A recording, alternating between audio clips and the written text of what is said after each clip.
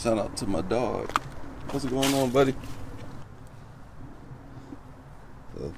Really don't care about me. But I did get that on video before my microphone decided to quit on me. So let me mount the camera up to the car. And I gotta shoot this again, but it ain't no biggie because it was fun. Let's take the Subaru WRX TR for a quick spin. Another one, like I said, I just did this. But I don't mind. Shout out to Changing Faces. And no shout out to y'all, because y'all don't be picking up on the songs that I be dropping in the video. Maybe y'all just don't listen to the same music as me. But here we go. Taking this godforsaken shifter. I'm gonna have some comments about this, but you'll see as I start driving on these hellacious roads down here. Everything's a hill and a curve.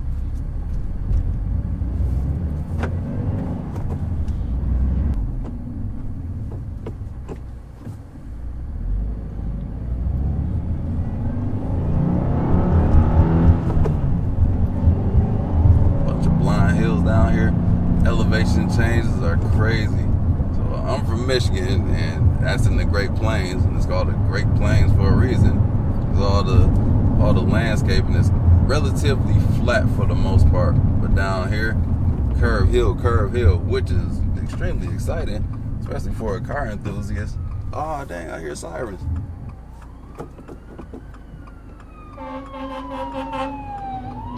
Ain't nobody stopping. That's wild. Come on, sweet home Alabama. Where y'all southern hospitality at? Gotta pull over for the emergency vehicles.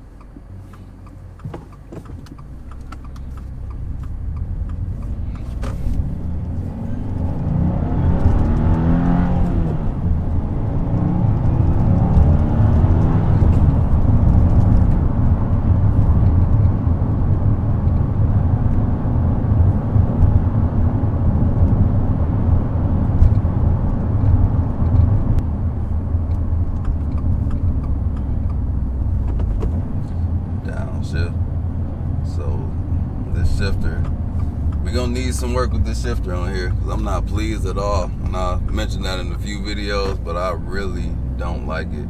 So race car friends told me the STI short throw shifter was much better than the stock shifter. So drop a comment, let me know, should I just get the STI short throw shifter, get that installed at the dealership, or should I just go aftermarket? Is that even better? I just want to be as close to stock shifting as possible. I don't want to have to force it in the gear, feel like I'm loading up a rifle like a musket or nothing. I just want easy, crisp shifting. Something that reminds me of the previous cars I had. Something like my Miata, and that thing is almost perfection.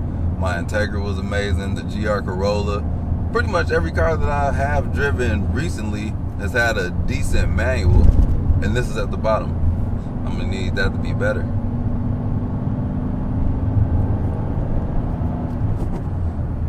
Even though the manual in here is bad, and that kind of defeats the purpose of driving a manual vehicle, the chassis on this TR is great for these roads. It is stiff enough to where you can have some excitement in here. And the all-wheel drive is just gonna add to that, because I get to grip and go every single little hairpin turn that's down here. That's going to make it for an exciting ride. And downshifting from fourth to third isn't bad. Second isn't that bad either, but it could be much better. Like, I want this to be an amazing experience, because I want every drive to be memorable and just a blast. And that ain't what it is right now at this moment, but it can be. But blind curves, gotta watch those hills. The torque in this car is perfect for these type of roads where you just need to get on it quickly, and the all-wheel drive will help you in these curves to stick to the ground. These all-seasons I got on here are pretty good too. These Bridgestone Pretendas 98 blah blah blah 980 something whatevers, they're good. Even though they are a bit stretched, they do the job. They do them well. No complaints. Quiet on the road. It's a pleasure to drive.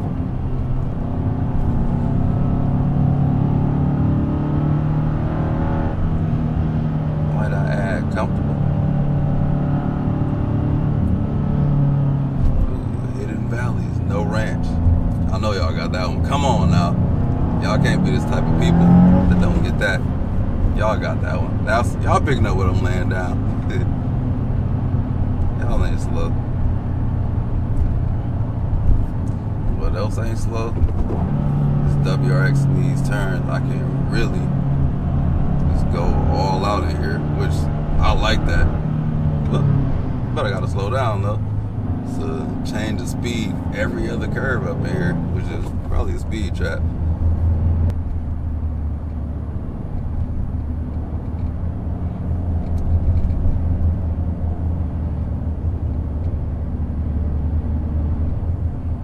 Even at slow speeds, this chassis makes it a rewarding drive. Makes me realize I need to get this car out to the hills. Don't forget snow. It's snowing back at home and I'm down here in the warmer climate. But I gotta see what this thing is like in the snow. But even on the dry pavement, it ain't bad at all. A lot of people keep telling me to lower it. It's I got gripes about that because it's a rally car and I do plan on doing some rally crosses with it. So lowering it, and I'm in the wintertime months of Michigan, that ain't the move for me. It looks better, definitely looks better. Maybe I can get some coils where I can adjust it. But I personally don't like tinkering with the stock suspension. I did that on my ZL1 Camaro and it just wasn't the same for me. Like how it was stock with the magnetic ride control, it was just much better than the iBox that I lowered it on.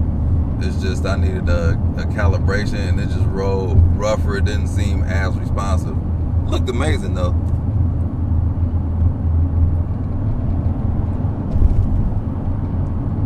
Let me know if y'all lowering y'all Subarus. Why y'all lowering y'all Subarus? Do you all not take your Subaru on like all-terrain roads and get it dirty and muddy? Some autocross? I assume y'all don't if y'all lowering them. They look much better lowered too. I'm not gonna lie on that. But what do you do with your WRX? I just want to know. A lot of these seem like show cars that I ain't never seen off-roads. Kind of like the mall crawlers at the malls nowadays with these things. Like it's meant to off-road. I don't see too many people off-roading them. Maybe I'm just not looking in the right place. Y'all let me know. And I just got all these modifications added on to this WRX. Zero performance enhancing. I just had to make the car look better because out the box, like I said, this car is probably 85% down from the factory. Ton of potential, probably the most potential out of any new car in the aftermarket to make it whatever you want it to be. And that's what I did, but I'm dumping a lot of money and miles on this car because it needed a lot of work. Still ain't got my windows tinted yet, but in due time. But first I gotta focus on this shifter because that needs the most help. I should have honed in on that first because my cars have to be driver's cars first. Even though this is my daily, it's gotta be a pleasure to drive. So they made a WRX that could handle. Now it's not gonna win any track races, let me be clear about that.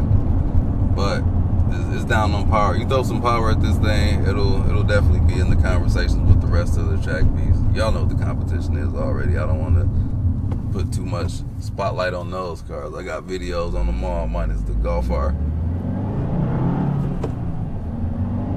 But for a streetable car, this one might be at the top. The GR Corolla was one of my favorite street cars. I had a lot of fun on the street with that car. And this WRX can be the same. It's got the same recipe, same formula, all-wheel drive. It's bigger, so it's a one-car solution. I just need the shifter to be great.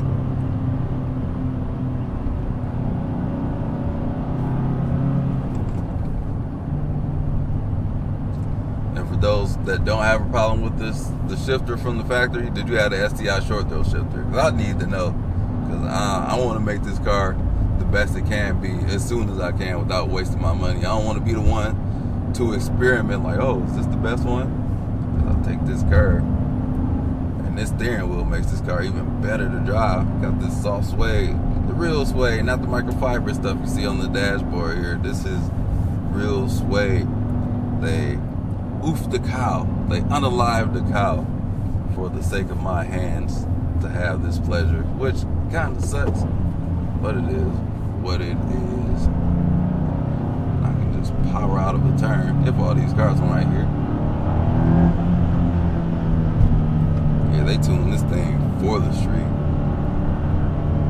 It's available torque everywhere. Well, in that power band, you're not gonna shift too far out of that power band, so they kept that in mind. I would kind of like it if it was more so tuned like the previous STI, where you had to rev it out for the power. I just like revving cars out, especially with this kind of horsepower. My personal preference, not great or bad, I would enjoy that a little bit more. Thank you, Alabama, for all these sweeping curves and changes in elevation. Gotta enjoy that a whole lot.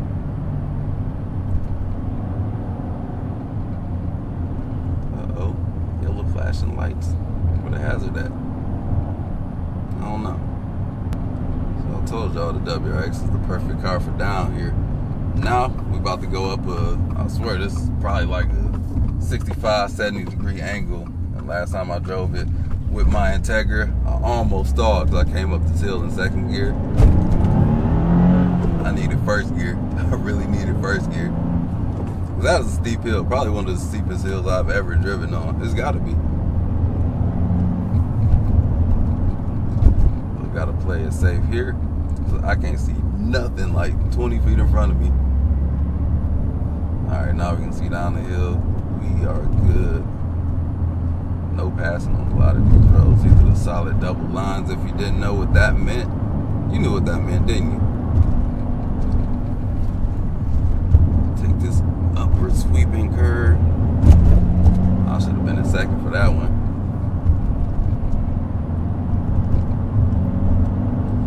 But yeah, we are good. All right, I'm gonna chop it up with y'all once we get back to his house.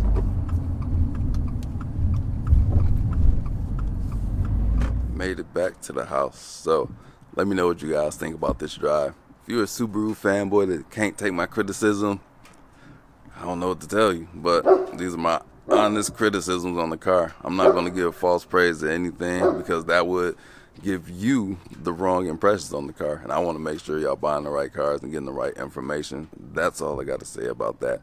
So you all remember to drive safe, and I'll catch you in the next video. Peace out.